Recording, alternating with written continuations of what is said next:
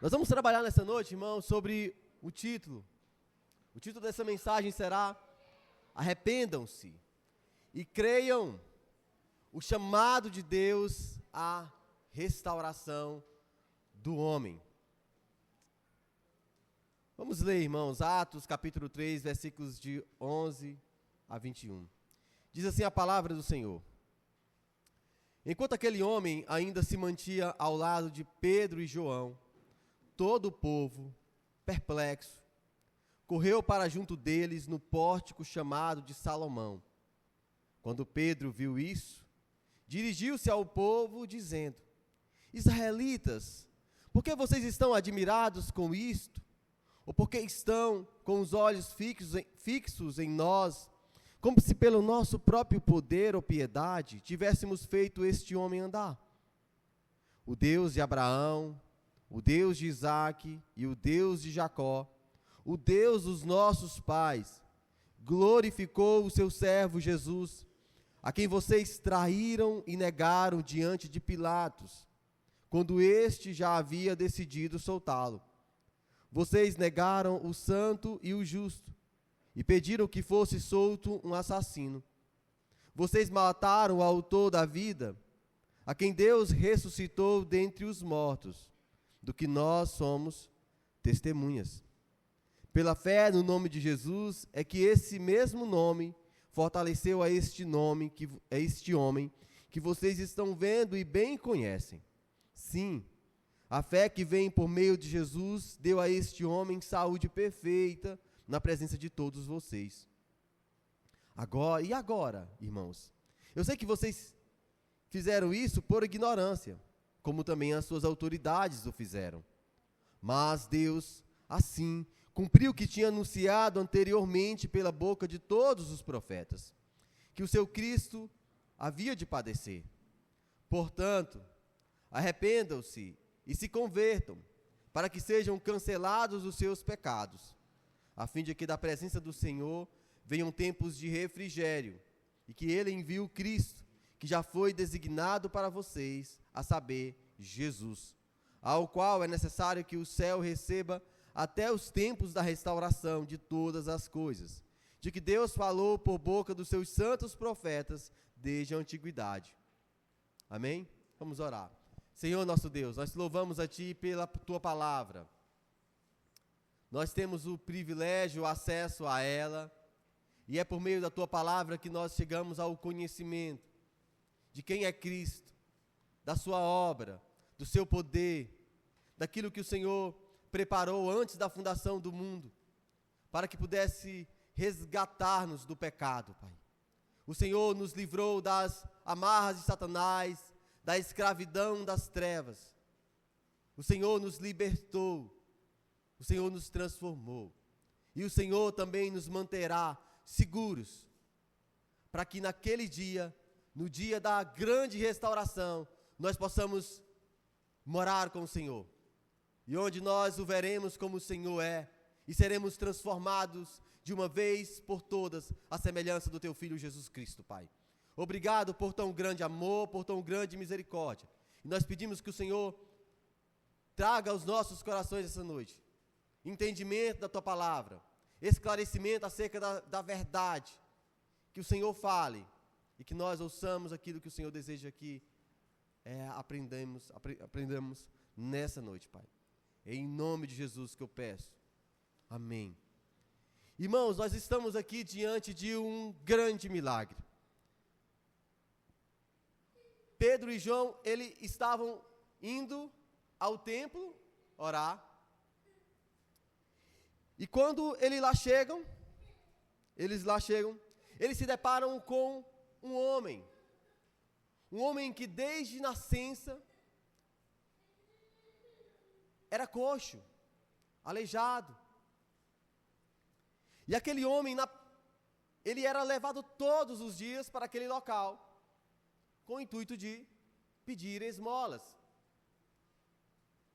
E quando aquele homem vê Pedro e João, ele fica na expectativa de receber alguma coisa. Naquele momento, Pedro fita os olhos para ele e diz: que ele não possuía prata e nem ouro, mas, em nome de Jesus, Cristo Nazareno, ele ordenou que aquele homem levantasse. E aquele homem levantou e andou. Aquele homem entra no templo saltando, dando glória a Deus, louvando a Deus. E as pessoas, admiradas daquele feito, elas correm para junto daquele homem. E Pedro ali, para junto daquele homem, e ele fica ali perto de Pedro e João. E Pedro vai aproveitar o espanto, a admiração da multidão, para pregar o evangelho do Cristo ressurreto. Pedro transforma uma oportunidade, um acontecimento, em um momento para proclamar o evangelho. Como em Pentecostes, nós vamos ver que Pedro ele não aponta para si mesmo, mas para o Cristo ressuscitado, e chama o povo ao arrependimento e fé. Esse texto nos mostra, irmãos, que a fé sempre caminha de mãos dadas com o arrependimento, e que a restauração espiritual vem apenas através de Cristo. Deus ele oferece perdão e refrigério a todo pecador, que reconhecendo o seu erro e deixando a confiança nos homens, volta-se em fé e arrependimento para Cristo. Nós vamos, nessa noite, falar que a fé não é centrada em homens, mas em Cristo. Nós vamos também meditar que o pecado é confrontado com clareza por Pedro. Que a fé em Cristo, ela produz restauração. E que o arrependimento é o chamado de Deus para o perdão e um tempo de refrigério. Atente aí para os versículos de 11 a 13. Nós vemos que, naquele momento, a multidão corre, admirada, né, espantada, perplexa, com o milagre. Eles estavam ali no pórtico chamado de Salomão, versículo 11 diz: quando Pedro viu isso, ele dirige ao povo dizendo: Israelitas, por que vocês estão admirados com isto? Ou por que estão com os olhos fixos em nós, como se pelo nosso próprio poder ou piedade tivéssemos feito este homem andar? Pedro vai dizer que a fé, irmãos, ela não é centrada em homens, mas em Cristo. Nós vamos ver que Pedro, o milagre ele é realizado, o povo está admirado, mas Pedro, ele não anuncia, ele não fala de si mesmo. Pedro logo rejeita a glória que o povo queria dar a ele. Olha só para os questionamentos que ele faz. Por que vocês estão admirados com isto? Por que vocês estão fitos em nós, como se fosse pelo nosso próprio poder? Pedro, ele vai redirecionar, irmãos, a glória, toda a atenção para Deus.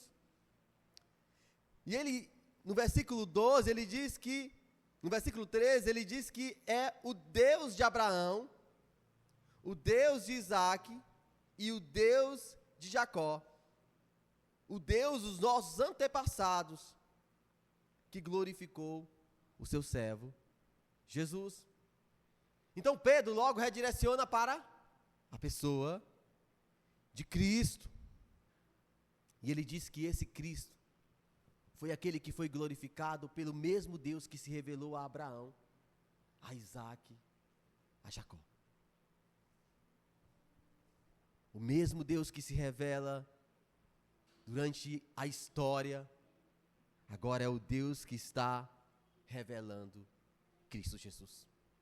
O autor de Hebreus tem uma visão clara disso, quando ele diz que outrora Deus nos falou de diversas maneiras, pelos pais, pelos profetas, mas nos últimos dias Ele nos falou pelo Filho. a quem constituiu herdeiro de todas as coisas. O que Pedro vai falar aqui é do evangelho, do verdadeiro evangelho, irmãos. O verdadeiro evangelho, ele está centrado em Cristo. Ele não é um evangelho que aponta para o homem. Ele não é um evangelho que fala daquilo que o homem fez, daquilo que o homem produz, daquilo que o homem realiza. Ele é um evangelho daquilo que Deus realizou por meio de Cristo. É um evangelho que testifica da verdade do evangelho, a única verdade, a absoluta verdade. E isso serve de alerta para nós, irmãos, porque há muitos por aí que pregam um evangelho mentiroso. Um evangelho que fala do homem, um evangelho que traz massageia o coração do homem, onde que não é Cristo que é o centro, mas é o homem que é o centro. E isso está aí, irmãos, repleto na internet.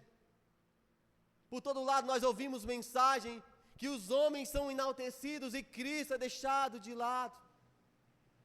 Em outros lugares nós vemos que é um evangelho que apenas quer falar de obras, que apenas se baseia em fatos e não em Cristo. Nós vemos aqui um grande milagre. Pedro poderia usar toda essa estrutura, todo esse acontecimento e encher o peito e dizer: olha só o que nós fizemos, olha só o que nós realizamos aqui. Vocês estão vendo esse milagre? Vocês estão vendo esse acontecimento? Irmãos, nem do milagre ele vai falar mais.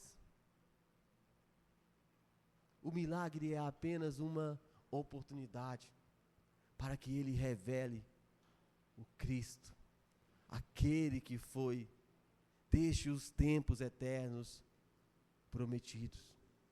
Irmãos, é esse verdadeiro evangelho que faz a diferença dos outros que são aí proclamados. Porque é o evangelho que não está baseado em obras, que não está baseado naquilo que o homem pode fazer, que pode entregar, mas é um evangelho que está baseado naquilo que Cristo fez, que Cristo realizou. Lembre-se, irmãos, do que Paulo diz lá aos Gálatas. Irmãos, se alguém aqui, mesmo que venha um anjo, ele usa uma hipérbole aí, mesmo que seja um anjo que desce do céu e anuncia um evangelho diferente do que eu vos tenho anunciado, é o quê? Anátema, maldito. Então recuse ouvir outro evangelho que não seja o evangelho de Cristo, o evangelho que vem por meio da fé. Irmão, Satanás, ele está desde o início dos tempos, tentando deturpar o verdadeiro evangelho. Porque esse verdadeiro evangelho, ele não começou há 2000 anos atrás, não é uma proposta nova, mas é algo que já estava predito. Nós vemos que lá em Gênesis 3,15, Deus já havia prometido o Messias, o Redentor. Tenhamos o cuidado de ouvirmos o evangelho do coaching aí, né? Que é o homem no centro. É aquilo que o homem pode fazer, realizar, e não o que Cristo fez.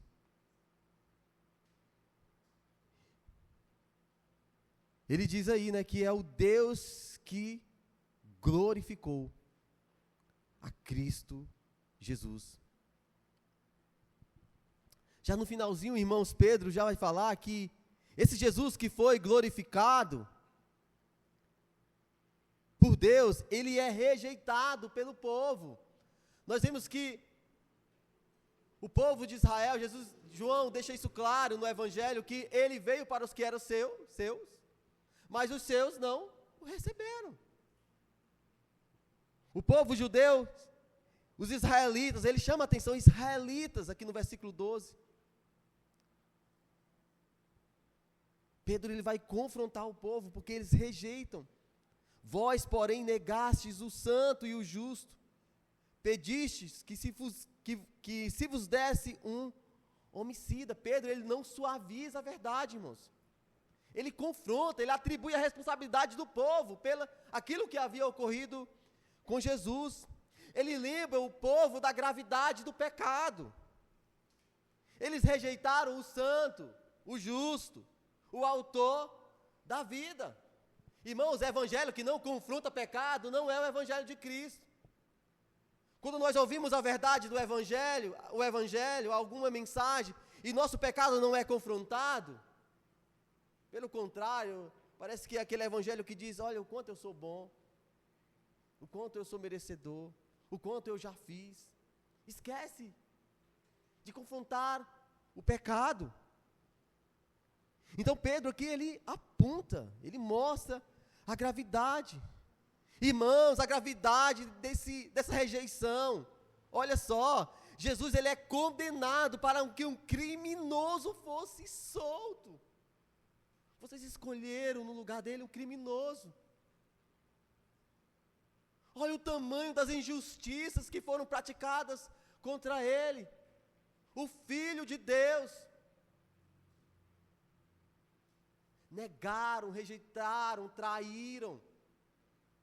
Todo o processo que foi contra Jesus, ele foi um processo cheio de irregularidades. Prenderam, zombaram dele, cuspiram nele, bateram nele. E o que o povo escolheu? Criminoso.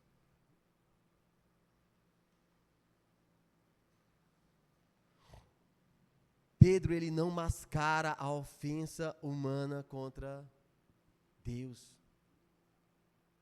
O povo pecou. Os israelitas rejeitaram. Mas talvez você pense, mas eu não fiz parte daquele momento. Eu não estava lá. Eu não rejeitei. Eu não neguei. Eu não traí. Nós não podemos esquecer, irmãos, que foram os nossos pecados, que foram as nossas iniquidades que o crucificaram. Foi por causa das nossas transgressões. Isaías diz que ele foi moído pelas nossas transgressões. Na cena, irmãos, nós somos o Barrabás, o criminoso. Jesus é o justo. O justo morreu pelos injustos. Não se esqueça que a morte de Jesus, ela foi substitutiva. Jesus, ele nos substituiu. Quem era para ser crucificado éramos nós. Quem era para receber o peso da ira de Deus éramos nós. Mas ele se fez maldição por nós, quando ele foi pendurado no madeiro. Como é que ele pode nos amar ainda, irmãos? Você já parou para refletir na injustiça praticada contra ele? Como ele pode amar você e eu diante de tamanho mal?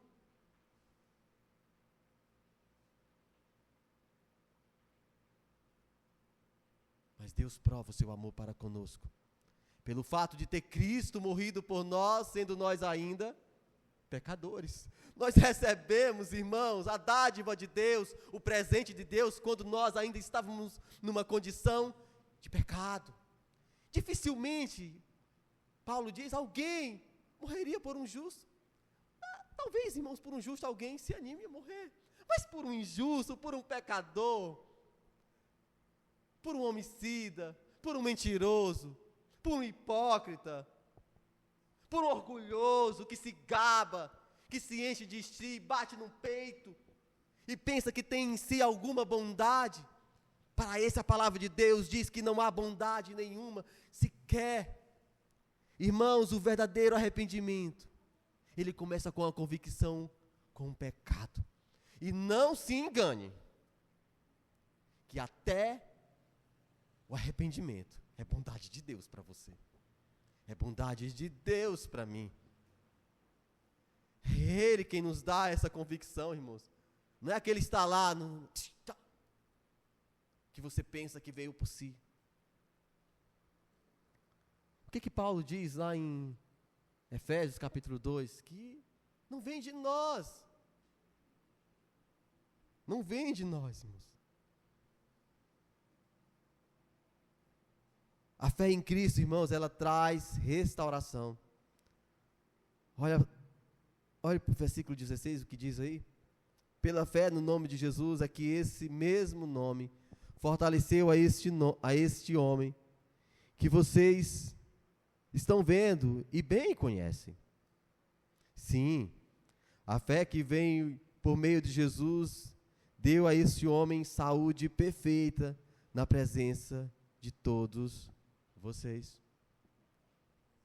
Então o que Pedro vai deixar claro, olha, que não partiu de nós.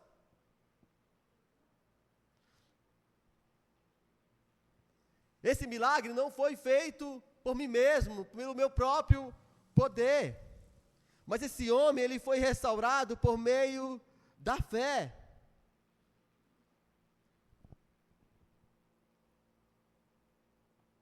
E aqui, irmãos, tem uma coisa interessante. Porque eles não poderiam questionar o milagre. Porque era um coxo de nascença. Eles conheciam. Eles sabiam o endereço daquele homem. Eles sabiam o CPF dele. Eles sabiam todos os dados dele. Eles conheciam, por isso que a admiração ainda toma conta deles. Porque não foi alguém que contou para eles, olha, aconteceu lá na Porta do Templo hoje, olha, Pedro lá e João chegaram lá e fizeram uma obra maravilhosa. Não, eles conheciam, eles sabiam que aquele homem estava todo ali, todos os dias ali. E para que ele fosse até ali, ele era levado por outros. Ele não tinha essa possibilidade de andar sozinho, de caminhar. Então imagine só a condição dele. Mas é interessante, né, irmãos? Porque ele estava ali à espera de algumas esmolas. Era o que ele esperava para receber. Mas pela fé em nome de Jesus, aquele homem não recebeu as esmolas. Mas ele recebeu a cura de um problema que estava com ele desde o seu nascimento. Um problema gravíssimo que o impedia de se relacionar, de fazer suas próprias coisas, talvez de trabalhar. Por isso aí ele estava ali pedindo esmolas. Naquela época, irmãos, alguém que tinha uma enfermidade como essa, ele vivia à margem da sociedade. Hoje em dia, uma pessoa que possui algum tipo de deficiência, ele tem a oportunidade, às vezes, de trabalhar num computador, sentado. Né? Existem até projetos governamentais que dão a possibilidade dessas pessoas terem vagas no mercado de trabalho. Mas aquele homem recebe a cura de um problema gravíssimo, que desde a nascença estava com ele. E isso, irmãos, nos traz uma grande lição. Porque às vezes você estava esperando de Cristo apenas algumas esmolas, apenas um favor, talvez um emprego, uma cura, resolver algum problema no seu casamento, no seu trabalho. Mas pela fé que você obteve em Cristo, Ele te curou de um problema gravíssimo, que deixava você em uma situação de perdido, de condenado. A Bíblia diz que o salário do pecado é a morte. Então, Cristo, Ele nos restaurou por completo. Ele nos deu uma nova condição. Ele nos deu um nome. E Ele assinou o nosso nome. Ele escreveu lá no livro da vida. Nós recebemos um presente de Deus. Uma vida abundante. Jesus disse: eu vim para que vocês tenham vida e a tenham em abundância. O evangelho desse mundo oferece um presente, privilégios para esse mundo, irmãos. Mas o que Cristo nos oferece é para toda a eternidade. O que Cristo nos oferece é algo que o ladrão não pode roubar, a traça não pode corroer. O que Cristo nos oferece já está resguardado, já está lá assegurado pelo poder do Espírito que habita em nós. Cristo nos restaurou por completo. Por meio da fé. A fé no nome de Jesus. Mas o que é fé, irmãos? Às vezes as pessoas confundem o verdadeiro significado da fé, como se a fé fosse uma fórmula mágica. Mas a fé é salvífica, irmãos. A fé é salvadora. É a fé que deposita uma confiança em Cristo Jesus. É uma fé que aceita o único meio escolhido por Deus para salvar o perdido. E o homem, quando se depara com essa visão da glória de Deus, da presença de Deus, ele não tem outra saída. Ele só pode dizer: Senhor, restaura-me, salva-me, perdoa-me.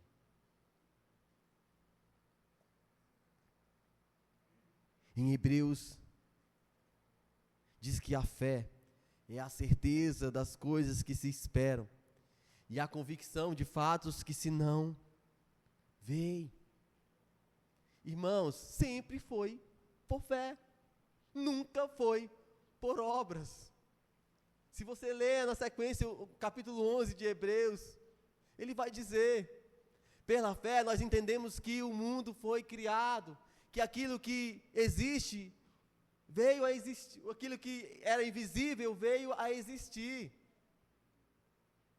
Ele vai dizer que pela fé, Abraão saiu de sua terra e foi peregrino em uma terra estrangeira, porque ele almejava uma pátria superior. Quando você lê que Moisés, ele preferiu ser maltratado a usufruir os prazeres transitórios do pecado. Porque ele tinha fé, não é por obras. Paulo já deixa isso claro em várias passagens. A fé salvadora, meus irmãos, não é apenas acreditar que Deus existe. Tiago diz que até o diabo acredita. As pessoas, irmãos, elas estão aí fora, elas olham para tudo que foi criado. E até diz: olha, rapaz, só pode ter um ser superior. Só pode ter um Deus que controla tudo. Quando você olha para o seu corpo, para tudo que foi criado, você não tem outra, assim, só a mesma ignorância mesmo. E Paulo diz isso, que os atributos invisíveis de Deus claramente se reconhecem na criação, naquilo que foi criado. O salmista diz que os céus proclamam a glória de Deus. Então, a fé salvadora não é apenas acreditar, mas é uma confiança pessoal em Cristo para salvação. E como é que a fé se manifesta? A fé se manifesta pelo ouvir. E o ouvir a palavra de Deus. Então, é uma fé direcionada a alguém que tem o poder para salvar. É uma fé que reconhece o que Cristo realizou, que reconhece a condição de pecador e sabe que sozinho ele não é capaz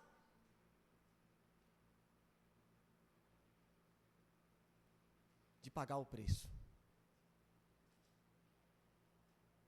de cumprir aquilo que Deus ordena.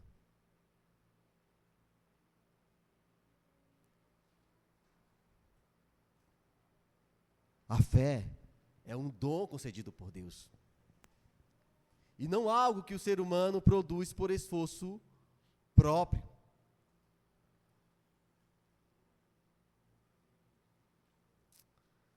Na sequência, irmãos, Paulo vai dizer que, o autor aqui de Atos, Pedro, na verdade, não o autor, mas Pedro falando aqui, ele diz que o arrependimento, nós podemos extrair daqui dos versículos, que o arrependimento é o chamado de Deus para o perdão e o tempo de refrigério. Olha só o que Pedro diz aí. Ele diz: e agora, irmãos, eu sei que vocês fizeram isso por ignorância, como também as suas autoridades o fizeram. Mas Deus assim cumpriu o que tinha anunciado anteriormente pela boca de todos os profetas, que o seu Cristo havia de padecer. Portanto, arrependam-se e se convertam, para que sejam cancelados os seus pecados, a fim de que da presença do Senhor venham tempos de refrigério, e que Ele envie o Cristo que já foi designado, Jesus, ao qual é necessário que o céu receba até os tempos da restauração de todas as coisas.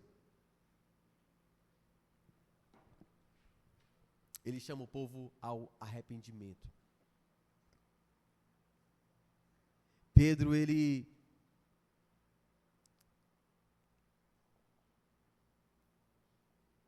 aponta para Cristo.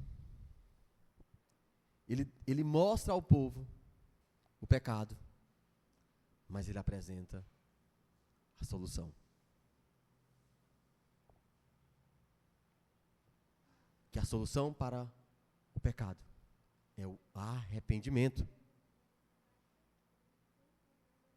E o arrependimento não é apenas um remorso, mas é uma mudança de mente e direção, voltando-se para Cristo. Paulo diz que é uma mudança que parte do interior para fora. Ele diz que o Espírito, o vosso entendimento, a vossa mente é renovada. Então, é um renovo experimentado, primeiramente, na mente, no coração.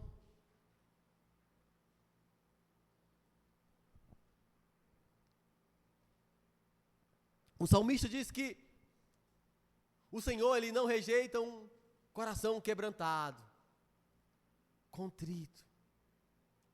Ele não despreza. Aquele que chega reconhecendo o seu pecado. Nós vimos que logo também no início dos evangelhos, João Batista chama a atenção para o arrependimento. Arrependei-vos porque o reino de Deus está próximo. Jesus também vem no mesmo tom, falando sobre o arrependimento. Arrependam-se e creiam no evangelho. E agora, os discípulos, Pedro, arrependam-se e convertei-vos para que sejam cancelados os vossos pecados. Algumas características do verdadeiro arrependimento é o reconhecimento do pecado, irmãos. Aquele que está arrependido, ele confessa. Ele abre os seus lábios e confessa. Ele admite que pecou e que precisa de graça. Outra característica é a tristeza segundo Deus, irmãos. Porque o pecado, ele é uma ofensa contra Deus. O homem natural, ele não pode entender os desígnios de Deus, a vontade de Deus, mas aquele que recebe o Espírito, ele compreende. E quando ele peca, ele entende, ele passa a entender que aquilo é pecado, e o pecado é uma afronta contra o Senhor, contra um Deus que é santo, justo. Então produz uma tristeza segundo Deus. Não apenas pelo erro, mas pela a ofensa. O verdadeiro arrependimento produz um desejo sincero de mudança. O arrependido, ele quer viver de forma diferente. A mudança, ela começa na mente, ela inicia no coração, mas também ela vai para as nossas, ela vai se exteriorizar. Há um desejo sincero de mudança. Nós já falamos da confissão, que ele abre a boca, ele fala com Deus com sinceridade. 1 João 1,9 diz que se confessarmos os nossos pecados, ele é fiel e justo para nos perdoar os pecados e nos purificar de toda injustiça. O verdadeiro arrependimento também produz frutos. São mudanças visíveis que confirmam a nova direção. Portanto, se vocês estão em Cristo, nova criatura. Você é uma nova criatura. Aquilo que era o velho, passou. Agora tudo novo se fez. Vocês já estão crucificados com Cristo. Pedro conclui a sua pregação com um chamado. Arrependam-se e se convertam. E a promessa, ela é gloriosa. É uma promessa de perdão, irmãos. Os nossos pecados serão apagados, cancelados. O escrito de dívida que era contra nós é pago, é quitado. Você passa de uma posição de endividado, um verdadeiro insolvente, você não tinha condição de pagar, você não tinha condição de quitar. O que aconteceria com você, irmãos? E o que acontecerá com aquele que não crer em Cristo? É a condenação eterna. Mas para aquele que crê, há perdão da parte do Pai, por meio do Filho.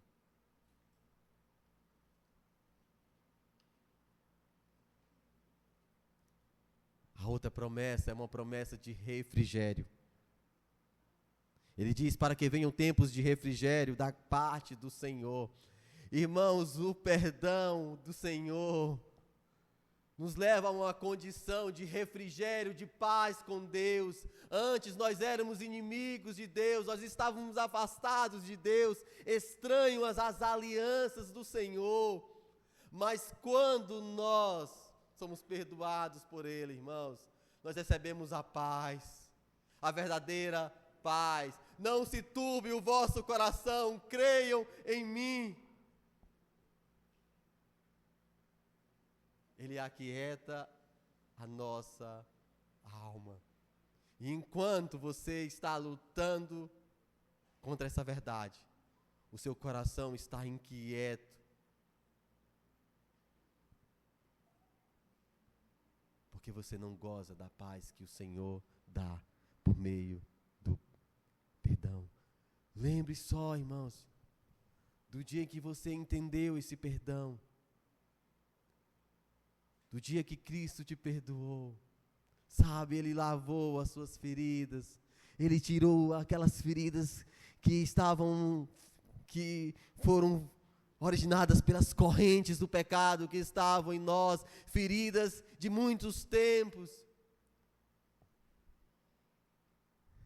E Ele tratou as nossas feridas por meio das feridas do Filho que foi esmagado, do filho que foi traído, do filho que foi negado. Ele não considera os nossos pecados. Quando ele vê os nossos pecados, ele olha para Cristo, o justo, o santo, o autor da vida. Ele promove em nós, irmãos, uma verdadeira mudança. E por fim, irmãos, que isso é espetacular.